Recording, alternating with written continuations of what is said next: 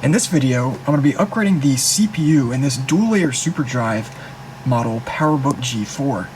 Now, for those of you who don't know, the dual-layer superdrive, or DLSD PowerBook G4, is the latest, fastest, and best PowerBook G4 that Apple ever produced. Now, as you can see here, it is a completely stock, or mostly stock system at this point, with its original 1.67 GHz PowerPC G4 CPU. Now, of course, in the case of this machine, that is a PowerPC manufactured by either Motorola or Freescale. It is a 7447A CPU, so that's what they come with stock. And this, of course, is the fastest stock PowerBook G4 CPU configuration you can get as well. So this is actually not my machine. This was actually sent in to me by Greg Rutke of Rutke Mods to perform this upgrade on. And he is actually here with me in person to overview this upgrade. So here he is. Hi.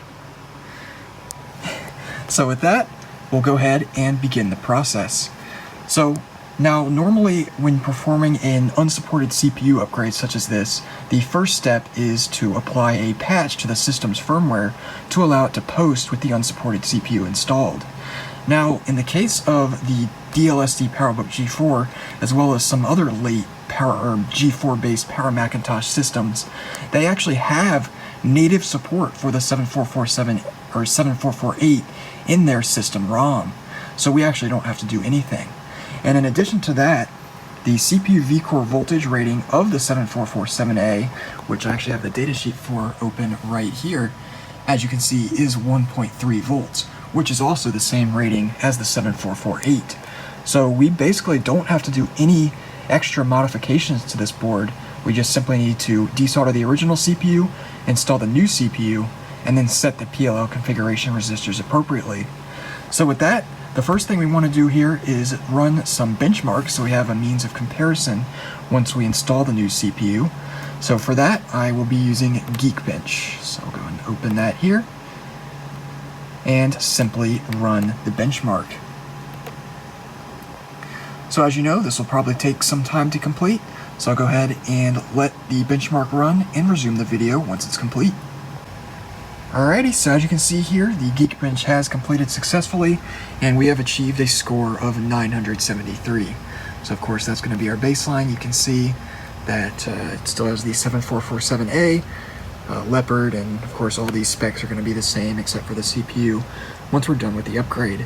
So with that, I'm going to go ahead and disassemble the machine, get the board on the preheater, and we'll begin the process of desoldering the original CPU. Alright, so as you can see here, I've gotten the board on the board preheater. The board preheater is, of course, fully warmed up and ready to be ready to desolder the chip from the board. So the first thing we're going to do is just apply some flux to the perimeter of the chip.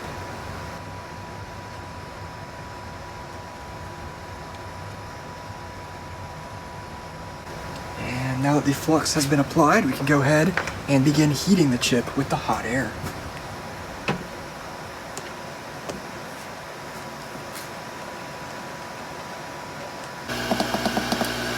Now, for those of you who are wondering, the temperatures I'm using is 280 degrees on the top hot air nozzle and about 165 degrees Celsius on the bottom board preheater. And that's usually good enough for BGA leaded solder chips such as this, so we should be all good.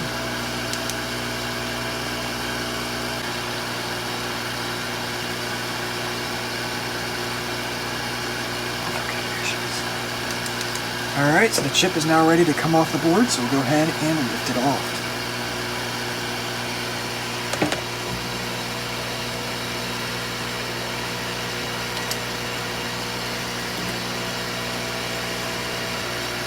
Alright, so now that our original chip has been removed, now all we need to do is remove all the residual solder using the soldering iron and some solder wick.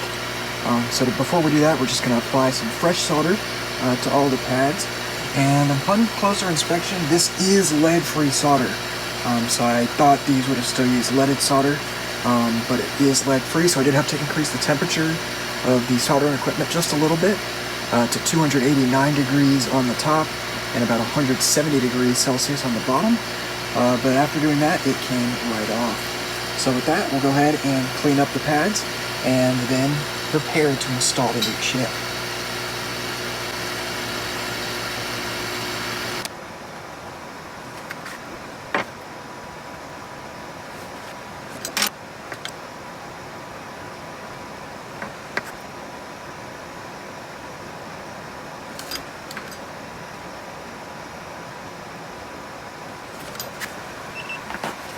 Alright, so now that all of the residual solder has been removed from the pads on the board, now we just need to clean off the flux to prepare the new chip to be installed.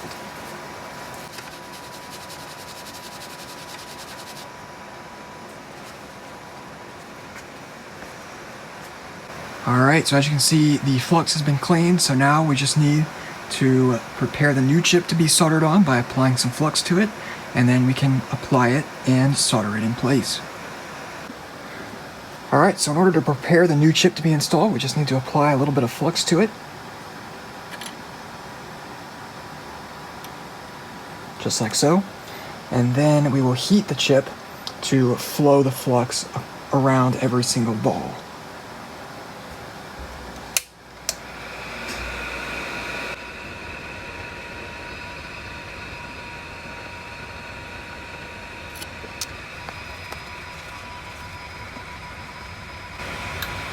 Alright, so as you can see, the flux has been evenly applied to the entire chip. So now we just need to put a little bit of flux on the board as well, and then we can begin the process of soldering the chip on. Alright, so in order to prepare the board, we're just going to apply just a thin layer of flux to the pads.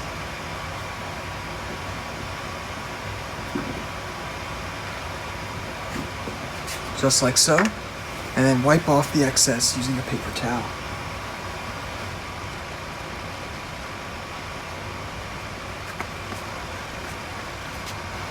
And now that that's done, we'll just take our new chip and place it onto the board. Of course, aligning the pin 1 marker with the pin 1 position on the board itself, which is this more bolded silkscreen outline right there.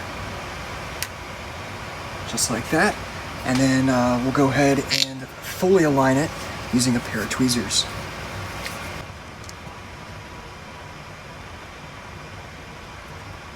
Alright, so there we go. The 7448 has now been fully aligned to the board. So now we'll simply take the hot air once again and solder it on.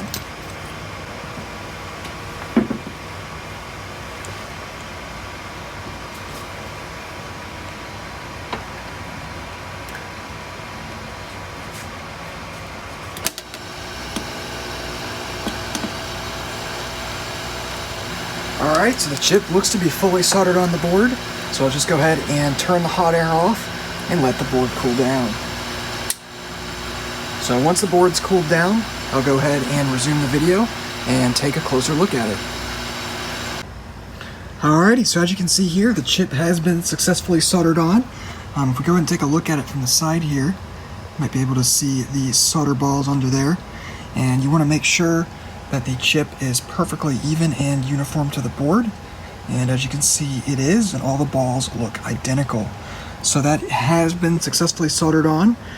So now what we're going to go ahead and do is I'm going to go ahead and set the Pll configuration resistors for a value of 2 gigahertz. And then we're going to go ahead and install this board into the chassis and see if it works. So with that, I'm going to go ahead and mount the camera once again, and I'll show you the process of setting the Pll configuration resistors. Alright, so as you can see here, I've gotten the board up on the board computer to change the Pll configuration resistors, and the resistors in question are located right here. So there's one set here, there's some more up here, and then there's actually one set on the back of the board. But luckily, I've gone ahead and checked, and we won't actually have to change that one.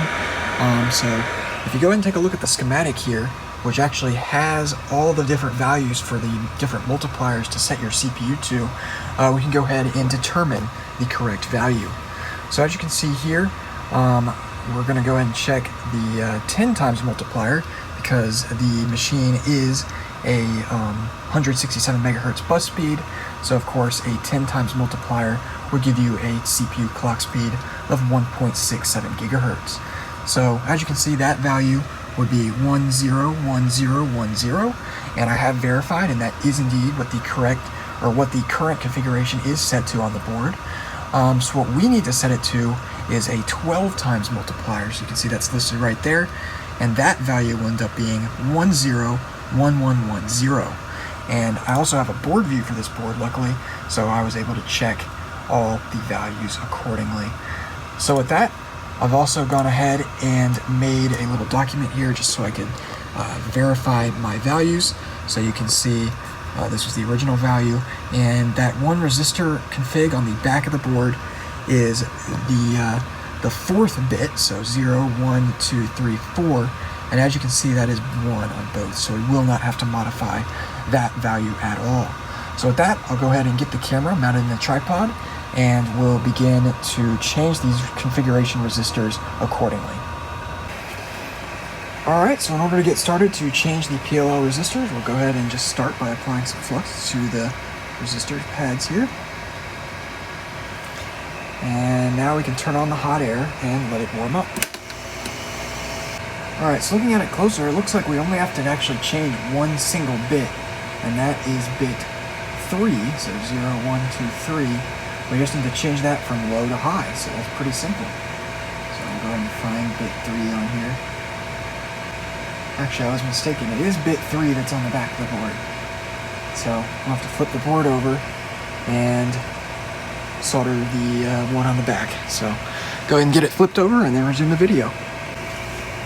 Alright, so I've gone ahead and flipped the board over, and the resistor in question is located right here. So it's this one right there. So we'll go ahead and just put some flux on, just like we did before, and then we can just take that resistor from here and move it to the pads right below it.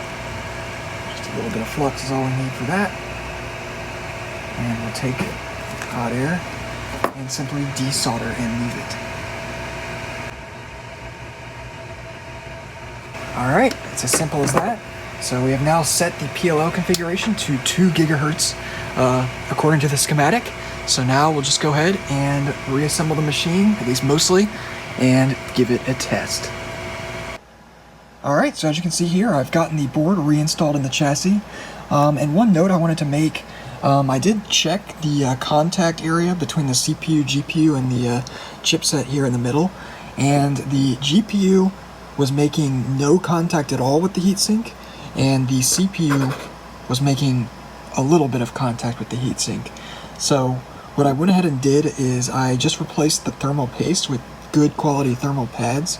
So that should more than take care of the heat output from both of those chipsets.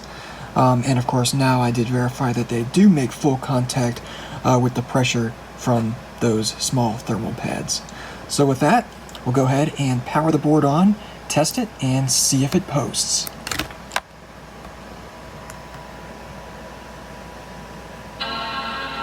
Alright, and it chimes, so that's a good sign.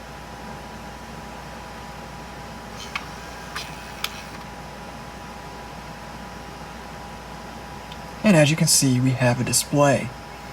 Now, of course, it's going to just stick here because now the 7448 is technically an unsupported CPU in OS X.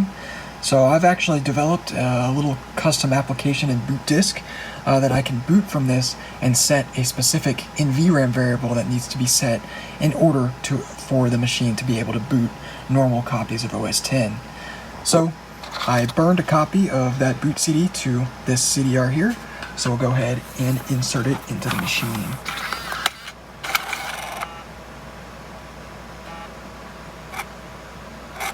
Alright, seems to be happy with it. So with it installed, we'll go ahead and turn the machine off.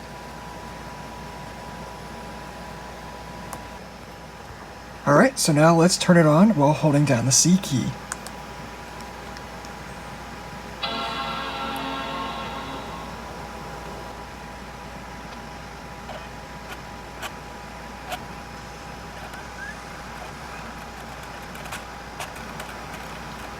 And as you can see, it is now booting from the CD.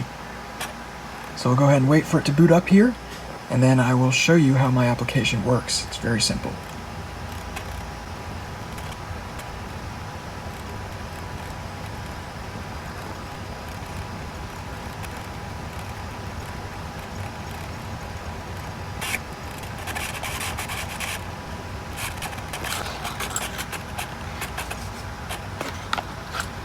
Alright, so as you can see, we have booted to my little utility here, and you can actually see the specifications in there. So then you can either select to set the NVRAM for OS 10 to boot with an unsupported CPU, or to set OS 9 to boot with the unsupported CPU. Of course, OS 9 isn't actually supported on this machine, so it won't really make a difference there.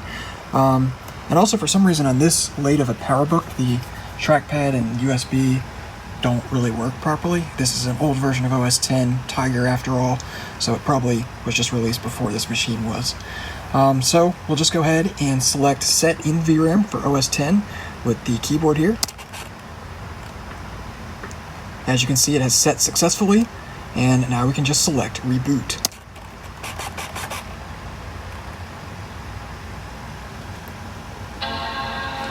And in theory, when it boots back up, it should successfully boot into OS 10.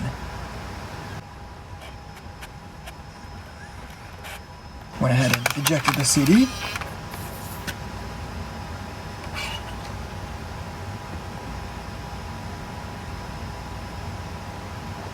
And as you can see, OS 10 is now booting. And looks like we've experienced a kernel panic. We'll try to reboot one more time. If that doesn't work, I'll have to downclock the CPU slightly. So, here we go one more time. One thing I might also try is increasing CPU V-core voltage just by a little bit.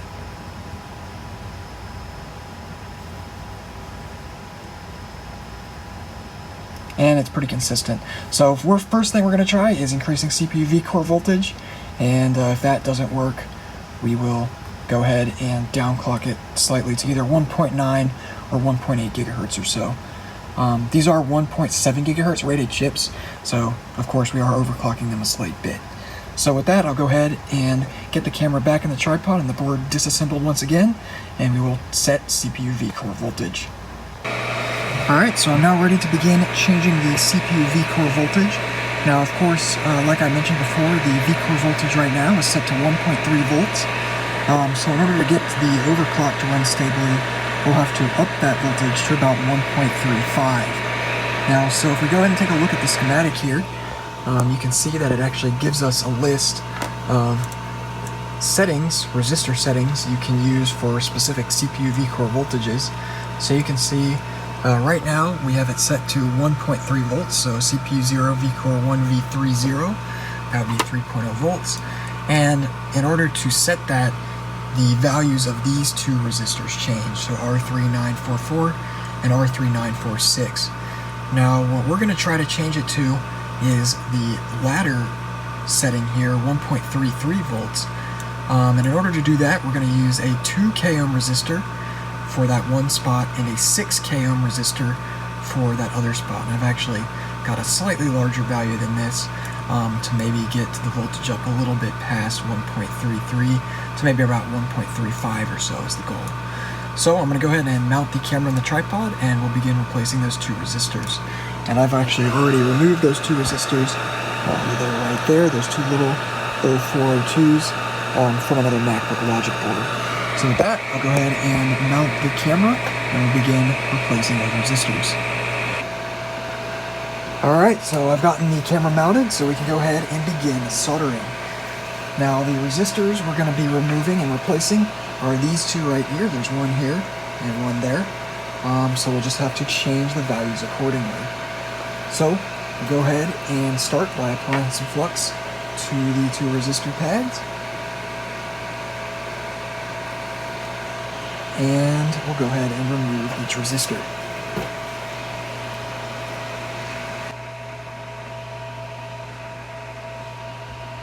Alright, so each resistor has been removed, so we need to find the position for our 6 k ohm resistor, and that'll be on R3944. So that one.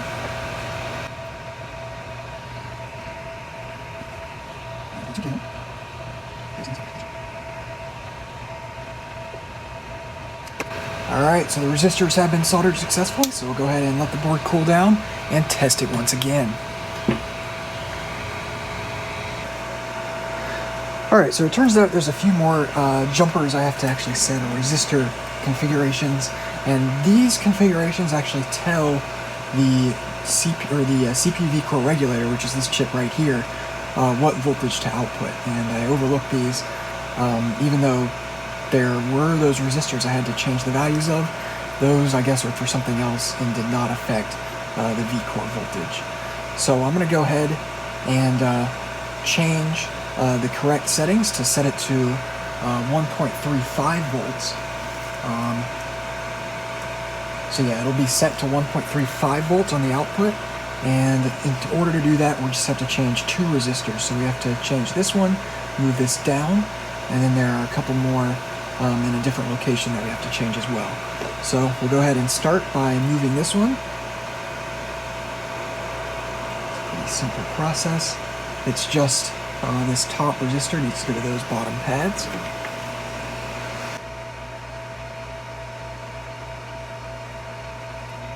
Alright, so that one has been moved successfully, so now we'll go ahead and check the other one that we need to move.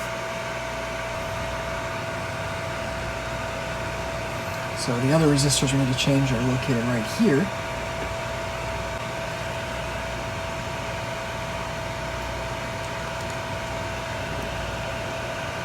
So all we need to do for this one is move this one on this very end here down to these two pads right there.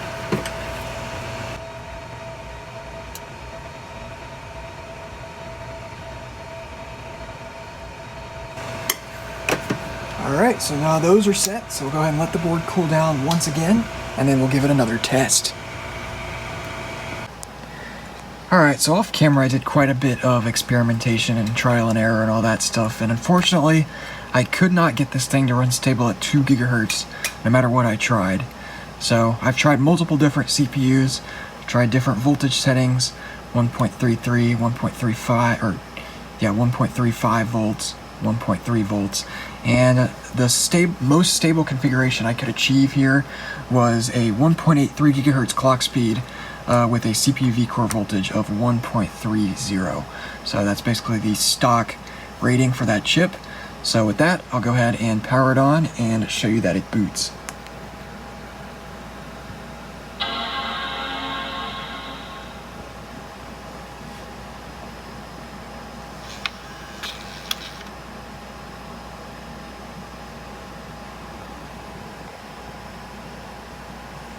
So right now it is booting into Mac OS X Leopard.